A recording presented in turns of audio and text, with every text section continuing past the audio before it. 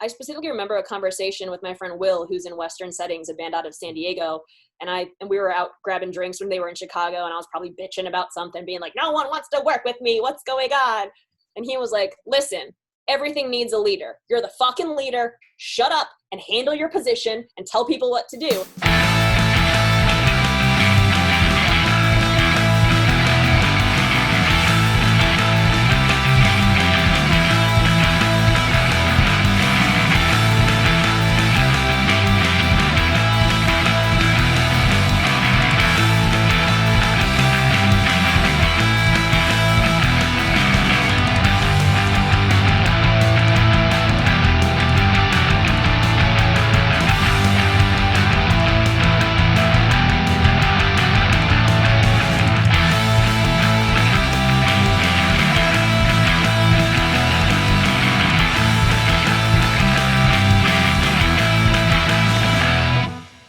Kendra, hey, how's it going?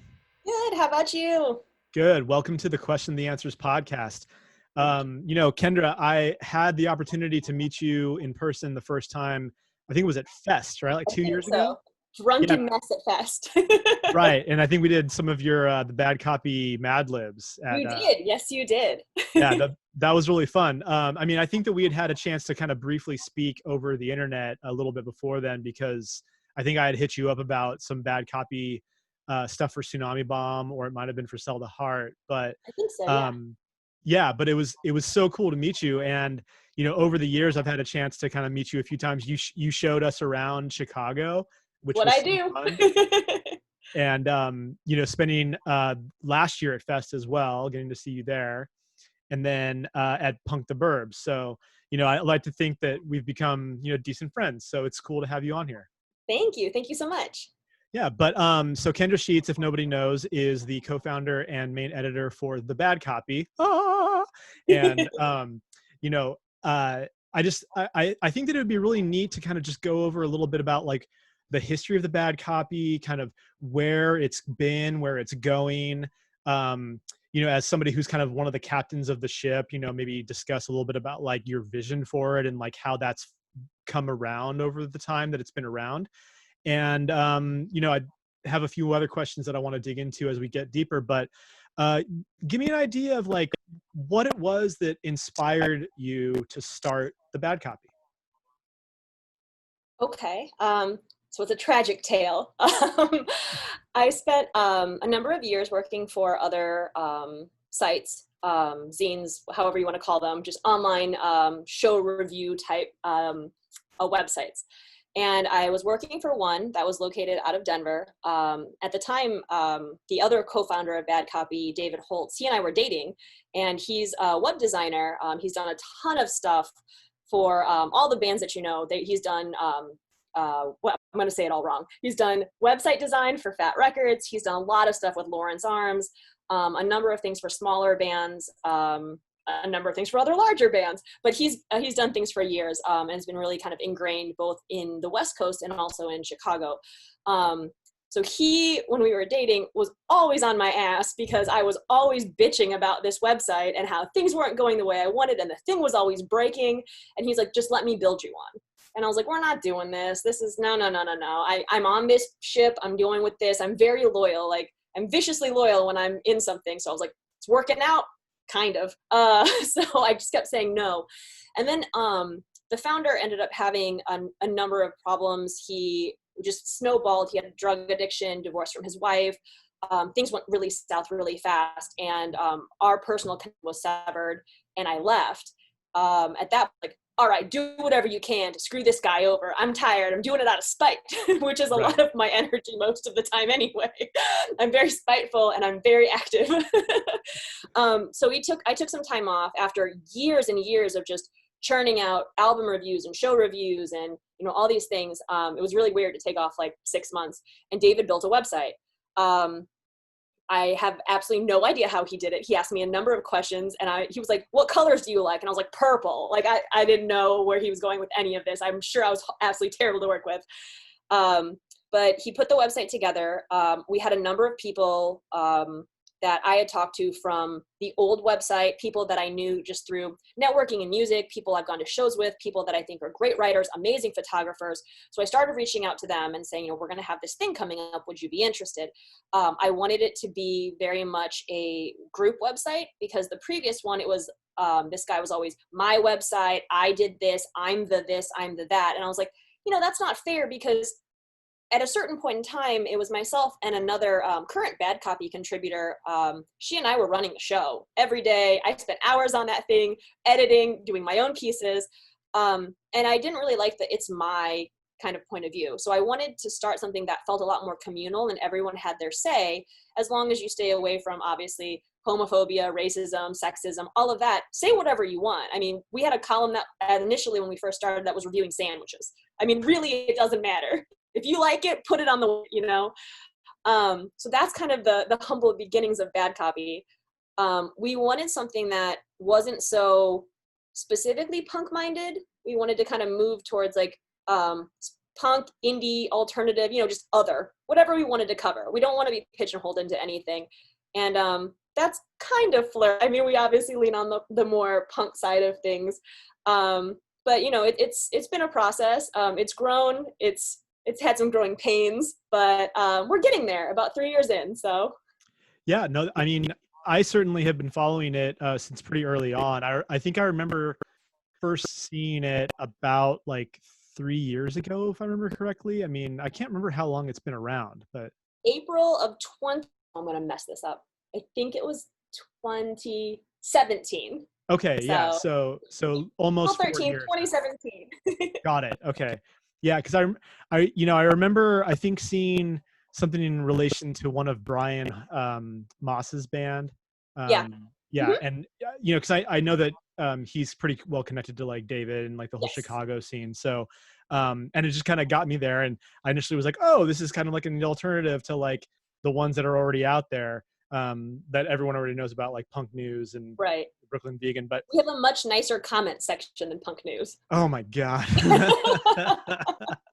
That's for another episode. But I think that that's actually a really good thing to point out, is that a lot of these entities that kind of start in earnest, that are supposed to be more of a team effort, like what you were part of in Denver, it's unfortunate when it really does start to feel like it's my thing and you're just a part of it.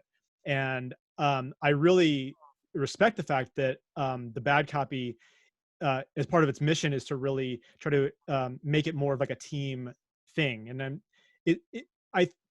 I feel like there's always going to be one or two people kind of driving the ship. I think that that's just organically how these things tend to work. But the more that you can kind of spread out the work to other people and the ownership, I think that kind of helps with the buy-in. I don't know. Would you agree with that at all? I do, yeah. I think when it first started, because this is my first rodeo doing this all on my own, baby's first website. But I remember for the first few months, it was really hard because nobody was taking as much time as David and I were in doing it. He did a lot of back end stuff, so he spent a lot of nights and weekends, and I was, every day, hammering out news posts and trying to get coverage out there. And before we even launched, we wanted to cover a few things, so we had something to show people. I specifically remember a conversation with my friend Will, who's in Western Settings, a band out of San Diego, and we were out grabbing drinks when they were in Chicago, and I was probably bitching about something, being like, no one wants to work with me, what's going on? And he was like, listen, everything needs a leader. You're the fucking leader. Shut up and handle your position and tell people what to do. And I was like, well, I don't want to tell them what to do. But it's gotten to the point where I kind of, I guess, organically emerged as the person who was taking over most of this. I think the easiest way, and kind of the weirdest, I guess, to describe it, and I describe this to people in relationships for me as well, is because David and I are no longer together, I have a child like I was in a marriage, and now we are divorced, and we get along really well, but we have this child that we have to take care of him. And so he's always around, which is fine for me, but you have to be okay with that too. Right. So I feel like he and I are like, this is our baby. We've worked so many hours. We're the ones who have financially put all the money into it. And everyone else, you know, is really grateful and they're there. I would love them to be there more, but you can't force people to work for free. But I think the people we have put out amazing work, and I'm so stoked when they do contribute, because I think the pieces, you know, especially some of the more thought-provoking journalism pieces, which is what I really wanted the website to be, less news and show reviews and news, yes, but let's do some more opinion-based pieces. Let's talk about really what's going on in the music scene. Mm-hmm. And those are a little bit further and farther between, but they're harder to write. But when we have them, they are the best read things that we have. So right. Yeah, I actually really enjoy that the bad copy does not just focus on the bands themselves, you know, right. and like, you know, news about a festival, or like news about a new album, or just album reviews. That you guys have touched on a little bit more like fun aspects of it, like what's the point if it's not fun? yeah, well, and you know, I think that anyone that's doing something like this kind of an endeavor, you know, it only helps you to kind of have a little bit of something for everyone, you know. Right. So because there are some people who just don't care about these bands, but they actually like fun articles like the Mad Libs, you know, like the bad Well, copy. exactly. And like we actually were talking about doing Hard Times stuff right when Hard Times was picking up. Yeah. I actually interviewed the main guy. I think it's Mark or Mike. I feel so bad because I forgot his name. Yeah.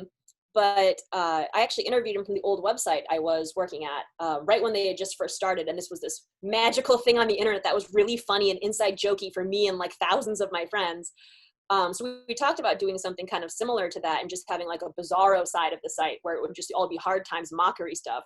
But we have enough problems trying to get people to post news articles, so we're not going to be able to do a whole second site. But right. I think that kind of fun, you know, weird, you know, just kind of off the cuff stuff is we want to spread as much as we can, you know, sure. Cast a wide net.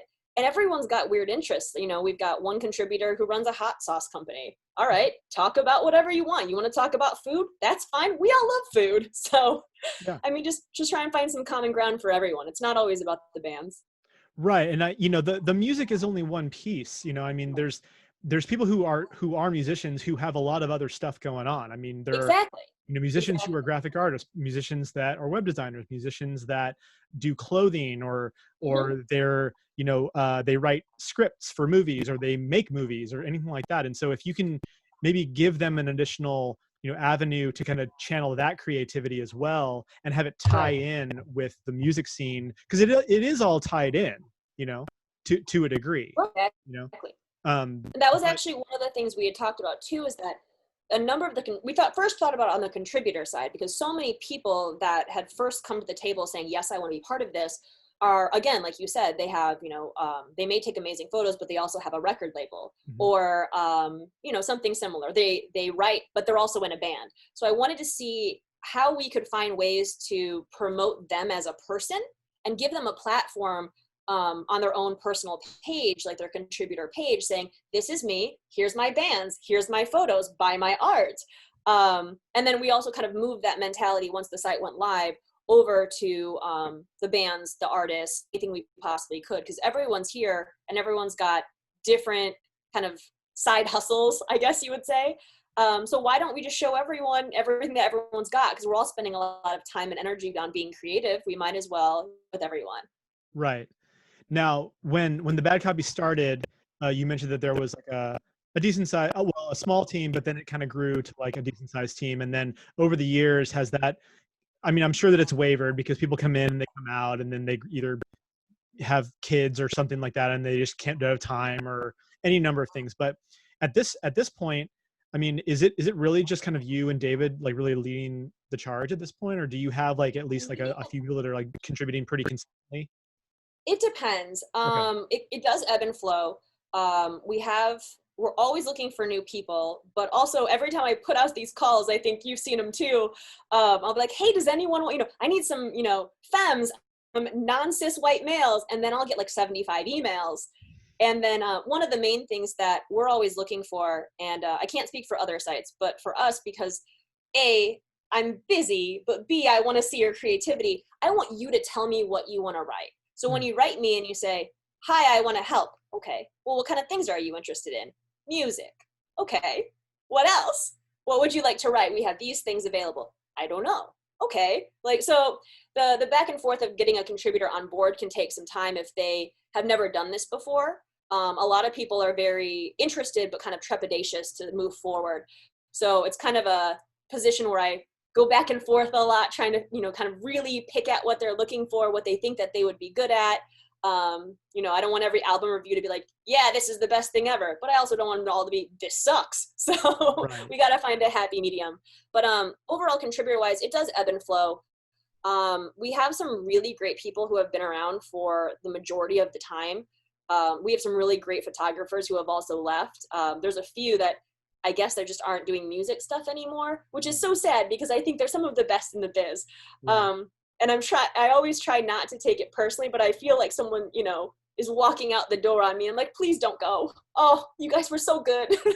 But we'll find more. There's always someone interested. Yeah, no, and I think that's kind of one of the neat things about having a project or, a business.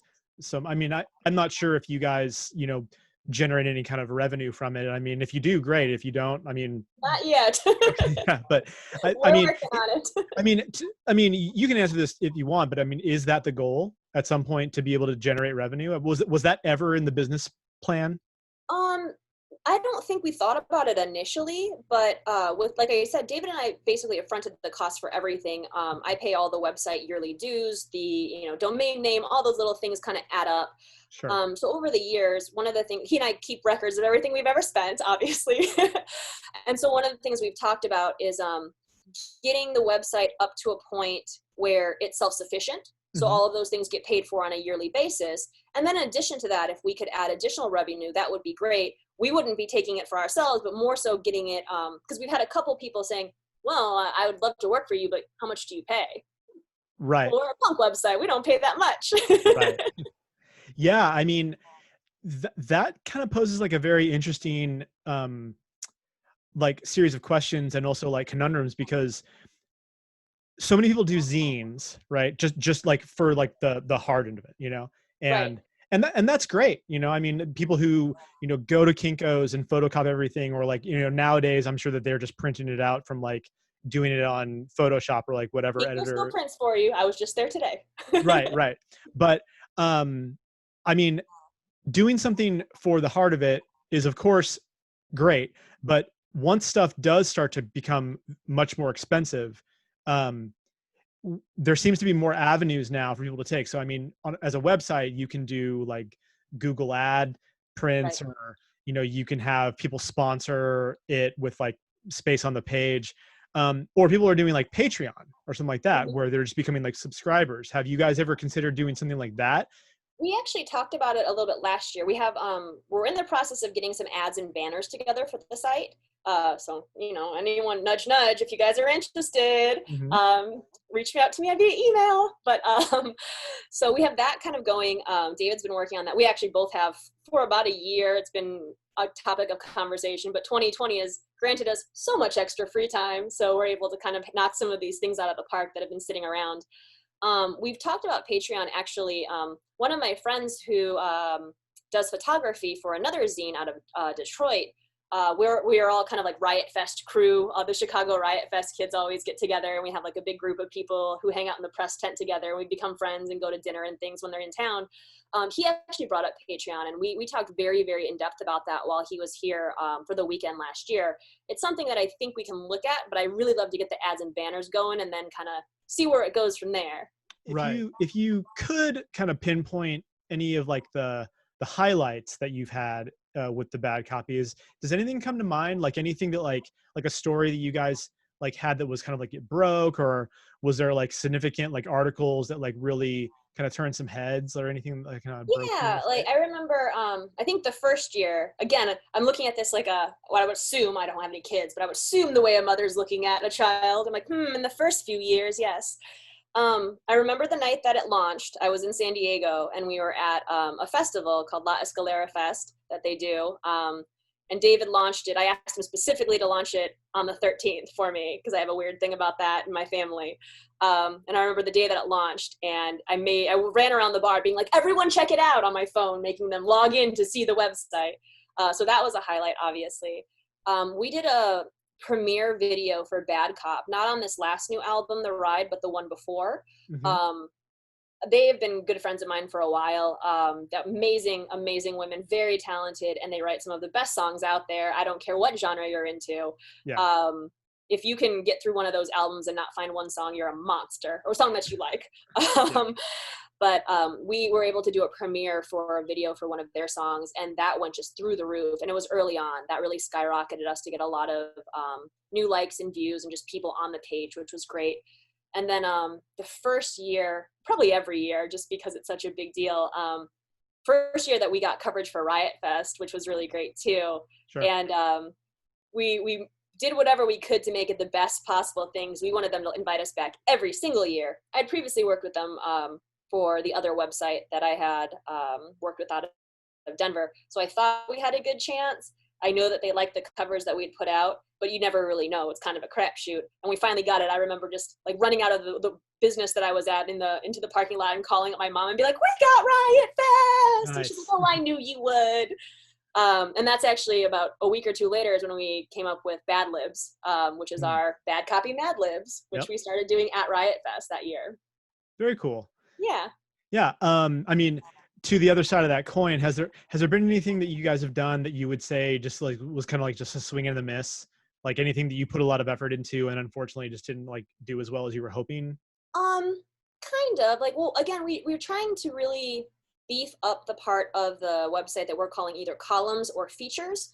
Those are the kind of contributor voiced pieces, more so than like a news article where it kind of has its own tone to it because it's just news, or even a show review where you have to talk about a show. These are the pieces where you're able to talk about whatever you want. And we were so, I think, gung-ho coming up and being like, everyone gets to write about whatever they want to, that in the first year, we gave a lot of people columns for really great things. I mean, we have some amazing columns, but we have like 2 entries in those, and the people just stopped writing for us because life got busy. So we've got, and David designs by hand every single one of the headers, which everyone is different.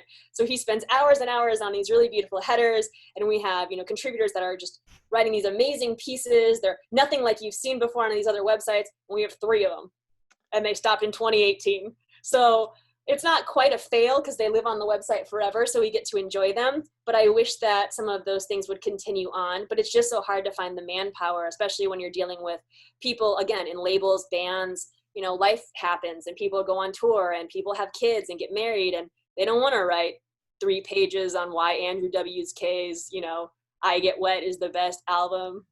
So Totally. Yeah, I mean, I can do that any day now. I'm single. I've got nothing to do. Well, for me, like I'm exceedingly type A, like so much so that I started a music promo company that I run about it. So it's called Type A PR. right.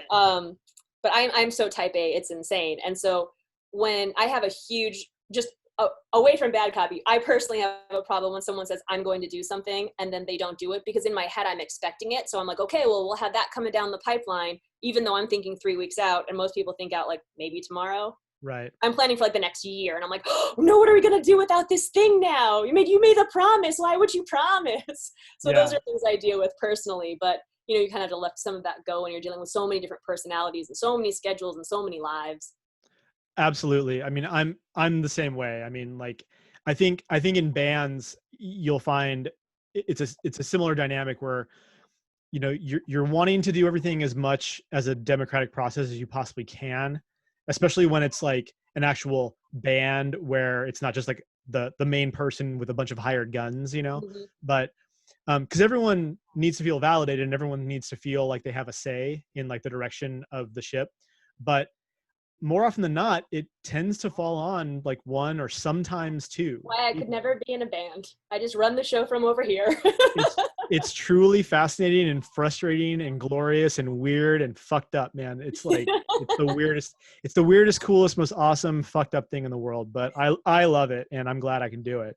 On that note, is there anything that like you can say that you maybe don't wish people would do better, but like would advise bands or labels or maybe PR agents to kind of maybe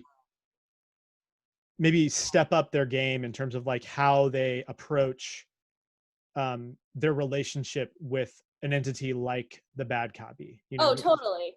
Because from what I understand, you know, it's not always just as simple as send you an email, say, hey, do you want to promote my band? You know, which I'm not suggesting that that's what everyone does by any means, but I'm positive you get a ton of that. And it's like, how do you impress upon people that there's like a certain level of like etiquette and kind of procedure with this that is a little bit more tried and true? So I'm a fine Midwestern lady. I've got plenty of etiquette to dish out. nice. So I think coming from both sides, you know, years of doing website stuff, and then also years of doing, you know, social networking, and then which eventually turned into PR, I can kind of see both sides, and I understand why what I'm about to say on a PR side is going to be really annoying, like to the PR people coming from what I'm requesting right now. But just blanket emails are such garbage. They're so bullshit, saying like, hey there, dude, or whatever. I mean, at least write to me like legit. One of the things that David and I had talked about early on, because it was one of the things that got waterlogged all the time at the site that I had worked for previously, was news. We had news coming in all day long, and I would get emails, and then I would have to turn them into posts, and I would get emails and turn them into posts. So what David and I talked about is actually a submit news link for the page. So it's DIY. So get on some DIY and post that news, you know, put your information in there, and that generates a draft for us. I'll go in, I'll change it, I'll add some things to it, don't worry. But I need like the bare bones of what it is, instead of you just sending me like, you know, a 2-page PDF press kit, and one of those pages is a giant photo that's formatted terribly or something. I do have some people who know how to use the submit news link, but it's the same PR people over and over who don't do it properly, and I think they're doing it on purpose. Bummer. But I know every site's different, so it's like I was saying, it's kind of a crapshoot. You know, it's easy to send out, you know, 200 emails and hope that something sticks. But also, if you send it to us through that submit news link, it's going up on our website, unless it sucks really bad and we hate it. Right. Or it's got something in it that we are just not okay with. Like I said, you know, anti, like, you know, anything, sexism. Yeah, you're very inclusive. Yeah. Anything, you know. So we're not dealing with any of that. But other than that, if you're sending it to us, we're gonna get to it. So it's almost a guarantee for you if you put. I know I'm gonna say this. I'm gonna like 45 submissions soon. But it's more likely than to just run through like a random email, and then it's gonna sit. I don't even know how many emails I'm, you know, looking at currently just from my regular email versus my bad copy email. And then I have a work email because I work full time. You know, it's make it as easy as possible to make your band as promoted as possible. I actually think that that's a really awesome way to do it, because, you know, for something that's so, you know, DIY as this is, with only really a handful of people really, you know, making this all work, Right. giving the opportunity to the bands or the labels or the PR person to kind of just like do it on their end really does them a huge service, you know? And I mean, shoot, like on top of it making it a lot easier for you, I mean, it basically gives them the guarantee that it's like, hey, like we will cover it as long as you're not an asshole, you know? Right. Yeah. And that's great. I mean, you know, I certainly don't know like what your monthly or daily like viewership is. But I will absolutely like submit stuff to you all the time, because I know that it's A, easy to do, and B, like I just enjoy what you guys tend to do anyway. So, Mhm. you know, and thankfully, like a lot of the music that I work with the label, you know, kind of ties in with like your guys' overall, you know, audience anyway. So for me, Right. it makes sense to reach out to you guys. So I think that's a super smart move, because I know that when I've done my own type of PR for any of the bands that I've either been in or tried to represent, I mean, dude, PR people have a horrible job. I Oh mean, yeah. that's a horrible, You're just running around deflating begging all day. That's all it job, you is. know? Because I'm one of those people, and I mean, I might be considered a monster. Like, I kind of still like talking on the phone. Like, I don't really like texts and like emails, you know, I mean, I use them, of course, but Right. like when people have like their read receipts on and like I see that they've read it and they don't reply back, I literally, dude, you know? That's when my anxiety spikes. I'm like, what did I do? Oh No, God, they seriously, hate me. it's it's like, come on, man. Like, just Please, that was 3 days ago. please acknowledge me. Like, just please acknowledge that I exist, you know? But and it's, I mean, I've had like these weird conversations with people where they say like, no, dude, like my time is not like yours, you know, to play with. And it's like, you know, you can't expect me to just constantly like beat your beck and call. I'm like, I'm not. I just want you to say, okay, Yeah. like that's it. You know, just say that you got it. You know. Received. Yeah, Yeah. exactly. Yeah. I don't want the machine to do it. I want you to acknowledge that you read it. You know. Right. But I mean that opens up like a whole new conversation and you know whatnot. But I mean, some people are just scum. What can I say? But um, you know, during this whole, you know, pandemic that we're going through right now, because live music is at a standstill and most bands have had to pivot to like doing stuff that's either online or, you know, Patreons or, you know, some other creative endeavor. I mean, is there anything that you would suggest to bands to kind of like try to leverage something like the bad copy, you know, during this time? I mean, Yeah. So we're actually trying. So this whole thing hit everyone, I think, like a ton of bricks. You know, and again, hindsight's 2020, LOL, right? But when you look back, like we shouldn't be that shocked. We saw what probably could have been this coming a long time ago.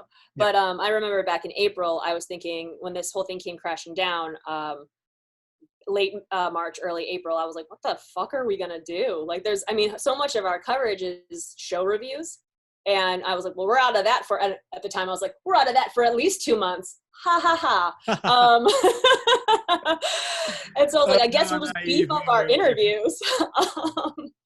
But yeah, so what we've been doing, and it's, again, I think it's really inspiring to see not just people in music, but just people in general who have taken what's going on and they just grab it and try and figure out how to do what they were doing before or better with technology, or how to, you know, what do you have available and how do we get shit done?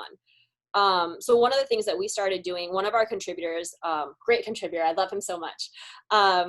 He started doing Zoom interviews. So that's cool. Hang out, drink some drinks, talk to your friend. You're on Zoom. Like, we don't have to transcribe them, which is a lot easier for the contributors. You don't have to sit there and go back and forth and type everything out. Or, you know, email interviews obviously are still a thing too. So we still have the transcription if need be. Those are always great. I think one of the things that I would really love to do with bands is to try and work with them in some way to figure out some sort of, I don't even know what it would be yet, but a way to promote their live streams. Because it started off slow. Nothing really happened in April. My friends, Corey and Kristen, Call over in Germany, they started a thing on the first weekend, I think it was called Quarantunes, and they had people for 24 hours playing, you know, 30-minute, 20-minute sets, and it was awesome. And that was the first time I saw anything like that. And then there was kind of a dip, and then no one really did anything because we weren't really sure what was going on. And then I started seeing a lot of people just kind of showing up live or saying, hey, I'll be live on this date. And that's great to say, but Instagram's got a terrible algorithm. So I'm missing all types of stuff left and right. You know, I would love to try and find a way to put together some sort of consistently updated document where we've got, you know, for this week, here's the Instagram. If you want your stuff in on it, you submit to us. We'll put you on the list. We'll put you on our calendar, and everyone can see who's playing on a Thursday night or something like that. You know, just to kind of, again, type A coming in, just streamline everything and make it as organized as possible. At least it'll feel like going to shows again when you have a schedule. I mean, I don't know about you, but like I stand in front of a screen all day for work. And then sometimes I just want to be off the screen, you know? Right. So the whole streaming thing for me has kind of become like a weird animal where I think I've watched 2 live stream events so far, and you know, they were fine. I didn't really love them, but they were fine. You know? Misses the feel of a show, but course, it's a substitute. I mean, it's like, you know, you can't get the drugs, so you take the, you know, what you get in the interim. It's okay. It's not what you prefer, but you know, you're there. Right. Yeah. Well, I mean, with everything that you're doing with the bad copy, you know, I 100% applaud everything. I think it's a great site, and I'm stoked to be a part of it in some way. And I certainly appreciate everything that you've done. One of the things that I really wanted to talk to you about as a guest on the podcast was, and I know that this is kind of an interesting pivot, but there's been a lot going on, and this isn't anything new, but in light of some of the more recent events that have gone on, especially with like what's happened with Burger Records and the fallout of bands like Culture Abuse and Swimmers and No Bunny and etc. I mean, there's a problem, not only in the music industry, but in the world in general. But I really want to talk about the music industry, and we have this fucking horrible problem with sexual predators, people in places of authority and power. I mean, power is a weird word when it comes to like musicians, but I mean, people look up to you. Like people have literally, you're on a stage. People are looking at you. Exactly. And it's so frustrating that this is still a thing, and that we're not doing enough for it. And so I mean, I'm your friend on social media, and I know that you have been pretty outspoken about this stuff been going on for a long time. And like a lot of this stuff is not a surprise to you, and as somebody who kind of runs a journalism type of site, I kind of want to just kind of open the floor to like, let you kind of just talk about like, what's the problem here? Like, what can we do more of? Like, what can we do better? I mean, why is this still a thing? And so I don't know. I'd love to hear your perspective, on this whole thing. Well, I hope I don't misspeak. I know, there's so many different varying opinions on this that no one's going to 100% agree with everything I have to say. I think it comes from obviously a very male-dominated culture. Punk music in general used to be, it didn't always start out as angry white men from the suburbs, but that's definitely what it turned into for a long period of time. So we've got a very masculinized culture that women have started to make their way back into. Not only just women, anyone who doesn't identify as a straight white male. And there's so much more diversity coming to the front nowadays, which I think is wonderful. I think that's one of the solutions, is when you have people on stage, despite their race, their gender, anything, talking openly. If you have white males there talking openly about inclusivity, I think that's going to help out greatly, because the younger your audience is, the more you can ingrain this at a younger age. I remember being the only girl at a number of shows. I remember getting groped when I was being, crowd surfed around. I would have guys try to stick their hands down my pants when I was like 15 years old at the Metro here in Chicago. This has been going on for a very long time. The situation at Burger isn't really, it's just another drop in the bucket. I'm sure you can flip the lights on of any record label kitchen and find all the cockroaches when the lights are on. Right. You're going to find more. And in Me Too, more of these things are coming to the front, and women are feeling, thankfully, so much more able and safe to say what they need to say. But the mentality, I mean, it's very disheartening. I really love the punk scene, and I really hate a lot of people in it. There are people here in Chicago that continually turn their heads to the fact that there's somebody in this community who is an abuser, and they know about it. I've been vocal about it. Other people have been vocal about it, and they still continually spend time with this person, let them into their what's supposed to be a safe space. Sure as shit isn't when some of us walk in and we know this person's there. I don't know what to do to change that. I've been actively speaking about that that one situation, and any others that I know, for a long time. I know that the more I talk about it, the more the more that people kind of see these things. It's kind of a double-edged sword, because you talk about it and no one wants to hear you, because how dare you speak ill of somebody that everybody loves, especially if they're of a higher up, more prestigious band, more people love them, like Culture Abuse, for example. People were wrecked about that one. I personally am not a huge fan of the band. I'm not trying to say the thing that everyone says, which is, I don't like them, so it doesn't matter. But I know how much that hurts so many people because they love it. And we're not automatically going to do a cancel culture scenario, but just to find out that somebody who, especially like for me anyway, I'm so lyric based, that when I find out that somebody who wrote words that I feel so close to turns out to be a total shitbag, it breaks my heart, because then I'm like, what am I agreeing and aligning with? I love this song since, for 10 years or whatever the situation may be. So I really understand the heartbreak of a lot of these people that have found out that these artists are not who they think they are. I think I had a conversation with one of my friends on actually one of my posts that you had seen about one of the Burger Record bands. He's a guy, he lives in the Chicagoland area. He was getting lambasted on one of my Facebook posts because he made the comment that he thought that one of the apologies was a really good apology. Yes. And he didn't quite understand why people were coming after him. So he wrote to me about that and said, what would you think I should have said? Or what do you think he should have said? First of all, don't do these things. No, Bunny, you're a disgusting piece of shit. You've been grooming young girls and fucking 14-year-olds. I think, when I don't think canceling everyone is the option, there's behavioral patterns that have gone on for generations, like Marilyn Manson. That motherfucker has been going through this shit for at least 20 years. People need help. People need, to be reached out to. But at a certain point, when are you past salvation and people should just tell you to go fuck yourself? That's where I think everyone kind of personally has to figure out where to draw the line. When I find these things out, I shut these bands out. But that's just for me personally. Again, I would feel really terrible feeling, some sort of closeness to a song or a lyric, knowing that this guy, if you could even imagine sitting there raping a teenager or grooming a child. I mean, that's just, it's the same way, Chicago, home of R. Kelly. I know a number of people for years before that documentary came out that would still put on his music. We'd be hanging out, drinking on the back porch, and somebody's playing some just random non-punk, R&B or whatever, hip hop music or country music or whatever.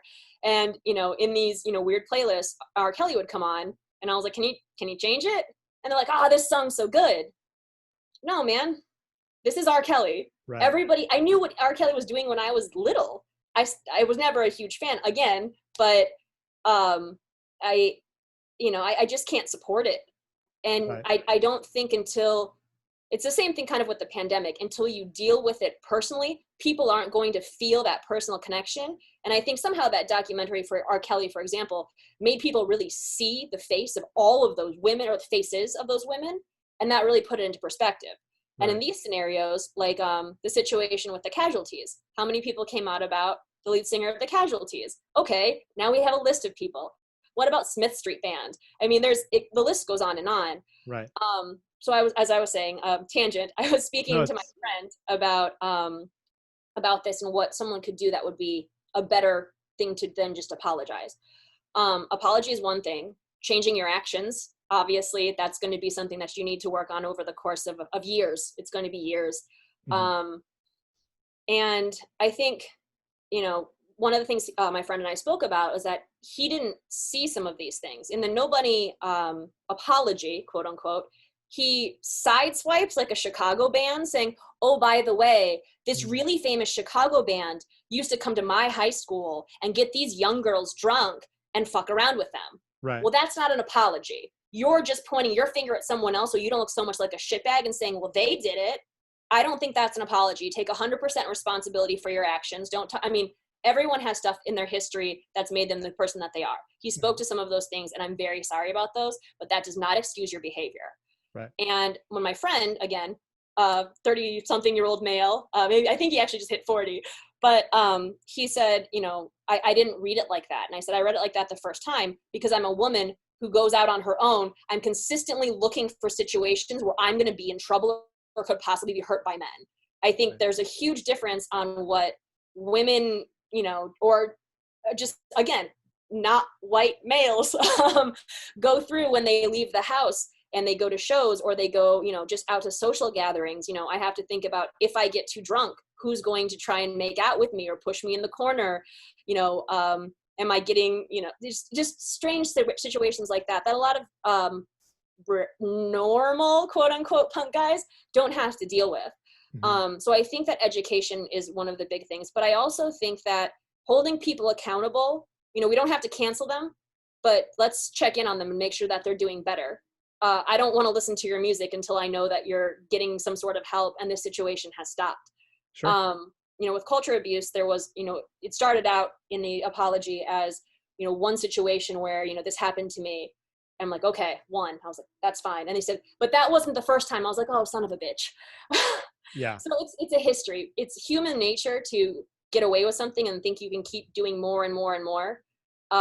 So usually when there's smoke, there's fire in these scenarios. I think that, we don't want to run around pointing fingers at people and saying, I know it's you, or you definitely did this. Well, we all need to be on our guard, and we just need to be careful. And I think that, you need to trust people when they say things. I've had a lot of people confide. I don't know why, but a lot of people have confided to me over the years about these type of scenarios. So I'm like this weird, gossip pot of bad information that no one wants to listen to because all their favorite bands turn out to be assholes. And I know all about it years before it happens. Right. But it's never not come true.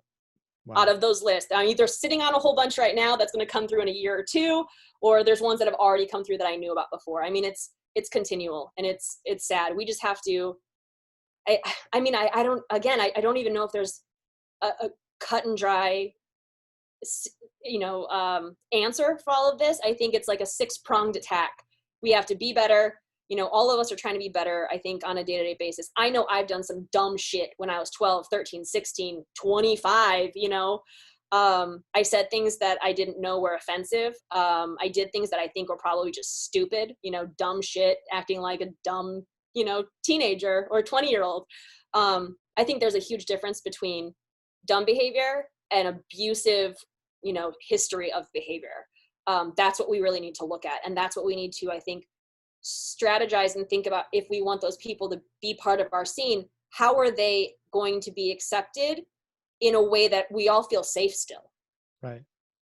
Well, I think that's one of the things, like, I have talked to people that said, like, man, I hope that cancel culture doesn't come for me. I used to say dumb things. Okay, we've all said dumb things. I've written dumb things on Facebook. I've said them drunk. I've said them sober. But I think there's a difference between, especially the last maybe 5 years or so, where things have really taken shape of how, especially in the punk scene, I feel like we're leaps and bounds ahead of where the rest of society is going to be. We're like 10 years in advance. So look to us to see what it's going to look like. Yeah. We're working through it. We're guinea pigs almost. And things are changing. We have a lot more women in the front, people of color. We've got, people of all different types of sexual orientations, people who don't even want to define sexual orientations. I think all that's great. Let people be people. Mm-hmm. But then we have this other kind of, the guy lurking in the back of the bar, kind of holding his drink, smoking a cigarette, watching everyone. And there's a lot of those too. It's just, I think, again, I think it's going to take some time. I think that, as many like allies as we can possibly get, and people speaking out about this. And I'm not 100% on board with cancel culture. Right. I think that people deserve a chance, but I also think that we should speak openly to this, to the point that it no longer offends people. If a woman feels uncomfortable next to a man, it doesn't mean that he's going to be cast out from the punk scene because he got drunk and said, like, hey, you want to make out. But if he tries to slam his fingers up her dress in a bathroom when she walks in to go to it because he's wasted and he can't keep his shit together, then we need to have a conversation, because that shit's happening all the time. Yeah, no, I 100% agree with you. And, that you touch on something that I very much believe in as well, where, because I believe that everyone has the opportunity to make things better, right? However, they do need to take their comeuppance, and that's part of the process, is like they need to work through. It's like, dude, you're going to lose a lot of fucking respect and a lot of friends and like a lot of people who cared about you in the process. And that's part of it, Right. Get you back to square one and build yourself back up again. Exactly. And you need to then make the choice to make it better, Right. Not only for yourself, but for every fucking person out there, because that person has to live with that pain for the rest of their lives. I don't think that a lot of people think about that either. I mean, they take something, these people who do these things take something from a person that they will never be able to, that person will never be able to give back. Right. They are now without something, without them giving that to another person. And there's no going back from that. There needs to be something, I'm not saying cut his dick off, but like Right. there needs to be something, like I said, or like you said, put them back to square one and make them rebuild. Let's see some differences. Let's give them some sort of opportunity to become better. Because again, if this behavior started, you have a bad past and, these things are ingrained in you. It's really hard to get away from an abusive scenario if you've been abused yourself. But there are ways to do that. You need to get some training, you need to get some help, and you need to work on self-help and self-care and get yourself out of that, because you can't go around harming people all the time, especially in such a space that is supposed to be so inclusive and so safe for so many people, and so many people let their guards down. It's not right. It's not safe. Right. And the rest of us need to beef up our personal security of our friends and or not coworkers, but peers. Oh, absolutely. And the holding each other accountable part is so vastly important in this. And, the more we get into the habit of doing it and, just saying, hey man, like that's fucked up. Like you shouldn't be doing that shit. And I'm telling you right now, like I'm seeing it and it's a problem. Well, Like, I think with Black Lives Matter, one of the conversations that I saw was being started a lot is, people normally, I know I don't, or do this, I don't take criticism well. So when you say like, hey, you did that and that's very sexist, most people go, no, it's not. You don't know me. I didn't mean it like that. Take it for what it is. Who is this person who's saying this to you? Is this one of your friends? Is this just a random person you don't know? Take it, think about it, hold on to it, and try and make yourself better. If someone's critiquing you, they're probably not doing it just to be a dick. They're probably doing it because you said something that upset them and they want to let you know and maybe give you an opportunity. So, take it with what you can. And I just think there's a lot of opportunities to make yourself grow, to make yourself better in these scenarios, as terrible as they may be, from all different sides. sure. And especially, the onlookers too, because we can always be checking ourselves to make sure, not that we're going to get to this situation, but we get nowhere close to it. Right. Well, yeah, I appreciate everything that you just said. And thank you for, just kind of telling it like it is, and I'm right on board with you. So hopefully, over the next, months, years, we'll see a significant change for the better. And, it's got to change. It has to. I think we're in the right direction, baby steps, but it's Yeah. going to be a painful process to weed out some of those things on their way to where our goal is. Right. Well, to make another shift, one of the things that I wanted to kind of touch on real quick was, being a member of like the Midwest scene. Are there any bands or like, persons in general doing things in the Midwest that are in the music scene There are that so many. Oh my God. you We're the best really in want to the like, whole world. like, who do you really want to give like a shout out to? Like, who's doing some stuff that's really cool that you think people should know about? Let's see. I would say, if we're talking about people, my dear friend Devin K. He plays in Direct Hit. He has his own band called Devin K and the Solutions. He is an all-around goofball, amazing person. He's always just constantly working, doing new creative items, and having weird outputs of things. I think he's just great. I've known him for, I think, almost the entire time I've moved back to Chicago, which is now, I think, going on about 8 years. He's one of the very first people I met here, and I think he's just fabulous. Nice. Another, let's see, band-wise, we've got so many. Oh my God. I mean, I could go by state, I could go by city. Right. Chicago, we got so many. Blood People, amazing. Band called Bosley Jr., they're really good. I know a lot of Fest people know the Eradicator, my good friend. Yeah. What an amazing live show. I never get tired of seeing the Eradicator, and I did PR for him, and I went to every single show for like the first 2 years of his career. So I'm still not tired of it. I love it. We have, Meatwave. They're a more nationally known one. Really great guys, really awesome music. Absolutely Not, Post Child. There's a great band from Chicago called Crayola that I just love to see. They don't play as much as I want them to, that they used to, but when they do, it's a real treat. And one of my new favorites is a band called Beverage and the Drinks. Okay. It's 4 band members, and the lead singer wears, God, I would say at least 6-inch giant platform shoes, spandex, huge wigs. The songs are really goofy. They pass out food during their show. It's just really, really fun. Nice. Yeah. Yeah, like Devin K, like I can definitely attest to, as well as the Eradicator. I've seen both of those bands, and they are phenomenally fun to watch. Yeah.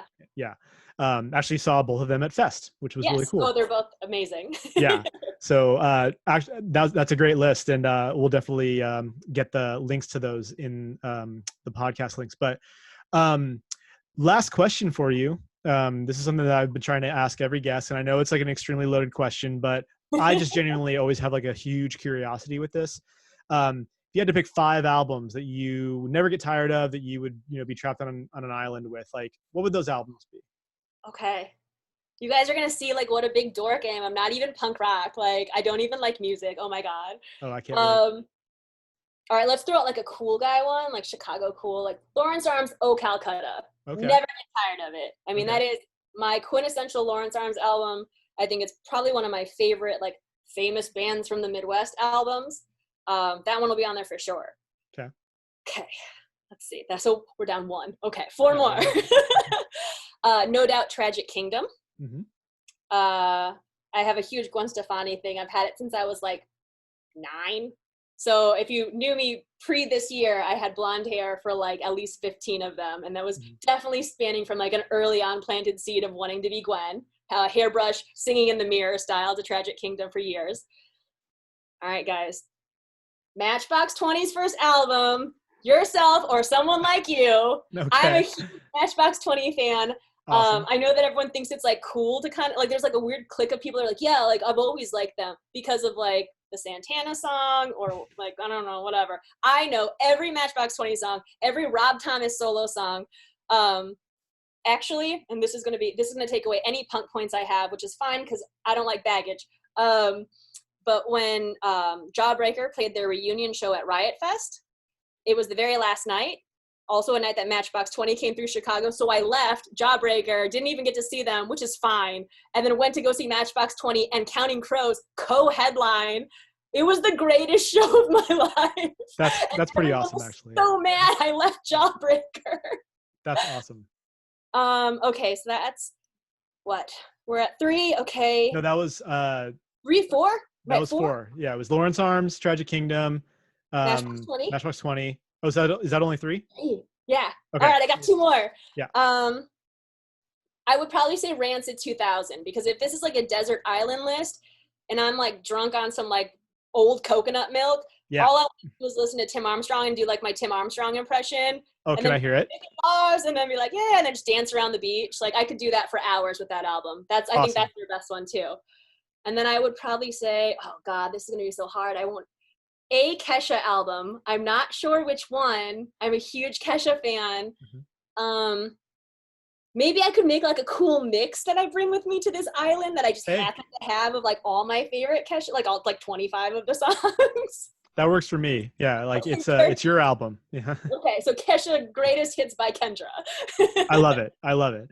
No, that's rad. And like, I'll give you props for Matchbox 20. And it's like, people can like people can act all cool and shit, but it's like, dude, the songs. Come on, give me a break. Yeah, I don't care about being cool anymore. That was when I was like 25. Now I just want to be myself and everyone leave me alone. Yeah, no, absolutely. Well, Kendra, it's been such a treat like having you on here. I love talking to you and like, thank you again for, just kind of bearing your soul, talking about, what I do. Yeah. And, I'm thrilled to see where the Bad Copy is going to go, and wish you all the luck in the world with all that. And, we're going to end the show with a commercial for your guys' first product, right? Yes, it is. So after a very long time of people requesting some sort of merch from us, we pulled the trigger on some enamel pins. So we've got the Bad Copy logo on a beautiful enamel pin, black and white, with a locking back, because I always lose mine on my sweatshirts. And we put together, in quarantine, of course, now around no one, because we have a lot of free time, I guess you could call it a video. It's more of an infomercial, commercial style for our very first merch item, our Bad Copy enamel pin. Everyone should pick one up. Yes. Well, and $2 awesome. of every sale goes to a Black Lives Matter charity, which will be changing out. I believe it's about every month or so. Fantastic. I can't wait to get mine. I'm definitely ordering at least 2. Yeah. Awesome. Well, I hope you have a good rest of your night. And thank you once again for being on the show. And thank you for, kind of letting me do my thing here. And we'll talk to you real soon. Okay, great. Thank you so much. Yep. You've tried pulling on it, spent hours picking at it, used your teeth. Well, now you don't have to. The Bad Copy enamel pin can open your wine effortlessly. Gamers, have your fickle electronics gotten played out? No problem. Our pin is there to hit that hard-to-reach reset button. Finish him! Watch out! That came right off the grill. With the Bad Copy enamel pin, give hot foods the cold shoulder. No nails, no problem. With our pin, art practically hangs itself. Magnets, how do they work? Black teeth. Just use our ADA-approved pin to sparkle again. Look at that smile. Order your Bad Copy enamel pin today for just $10 plus shipping and handling. Visit www.thebadcopy.com. That's www.thebadcopy.com.